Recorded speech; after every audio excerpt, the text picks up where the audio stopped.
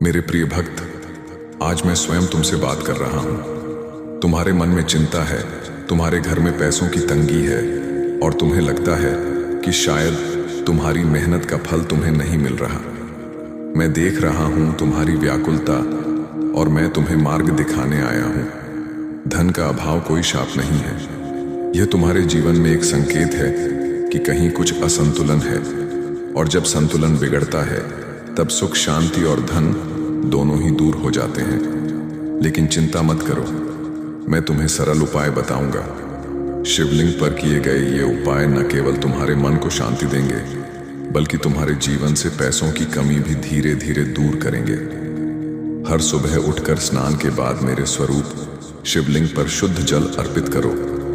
जब तुम जल अर्पित करते हो तो तुम अपने भीतर की सारी थकान, सारी नकारात्मकता मुझे सौंप देते हो, और बदले में मैं तुम्हें नई ऊर्जा देता हूँ। यह ऊर्जा तुम्हें सही निर्णय लेने की शक्ति देगी, और सही निर्णय ही तुम्हें धन की ओर ले जाते हैं। सोमवार को बेलपत्र चढ़ाना मत भूलो। यह बेलपत्र केवल पत्ते नहीं हैं, यह तुम्हारे जीवन में संतुलन और स्थिरता का प्रतीक है।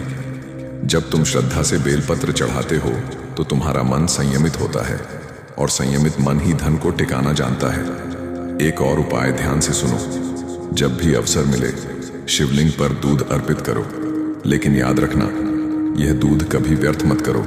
पूजा के बाद इसे किसी पेड़ की जड़ में डाल दो या किसी जरूरतमंद को दान कर दो। जब तुम ऐसा करते हो तो तुम केवल मुझे प्रसन्न नहीं करते, बल्कि मेरी सृष्टि की सेवा भी करते हो, और मैं वही प्रसन्न होता हूँ जो अपनी ही तरह सबका भला सोचता है। अब मैं तुम्हें एक गुप्त उपाय बताता हूँ। सोमवार को मेरे शिवलिंग पर शहद अर्पित करना। शहद का स्वाद मीठा है और यह तुम्हारे जीवन से कटुता को दूर करता है। जब कड़वाहट हटती है तो रिश्ते सुधरते हैं, और जब रिश्ते सुधरते हैं तो घर में बरकत अपने आप आती है। याद रखो, धन केवल कमाने से नहीं टिकता। धन तभी टिकता है जब घर में प्रेम, शांति और एकता होती है।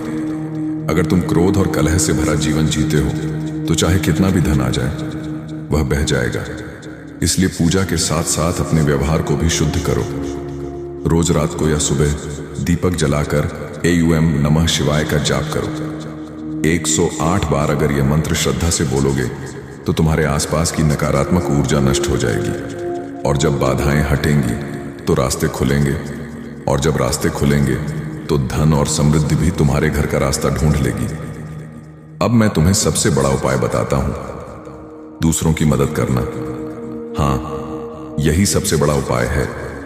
जब तुम किसी भूखे को भोजन कराते हो, जब किसी जरूरतमंद की सहायता करते हो, तो वास्तव में तुम मुझे ही अर्पण करते हो, और जब मैं प्रसन्न होता हूं तो लक्ष्मी भी प्रसन्न होती है।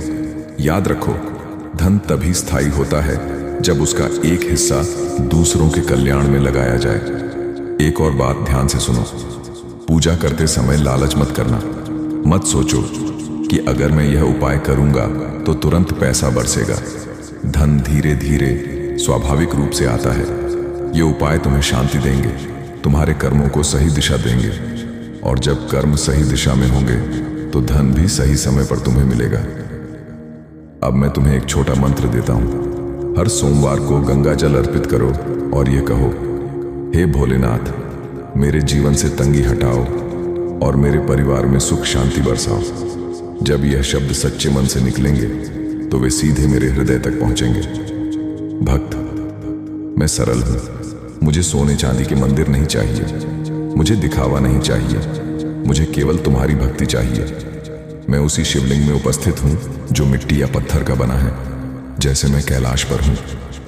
जब तुम श्रद्धा से मुझे पुकारते हो तो मैं वहीं तुम्हारे पास खड़ा हूं। तो अब से याद रखना, सच्चे मन से जल अर्पित करो, श्रद्धा से बेलपत्र चढ़ाओ, प्रेम से मंत्र का जाप करो, और दिल से दूसरों की मदद करो।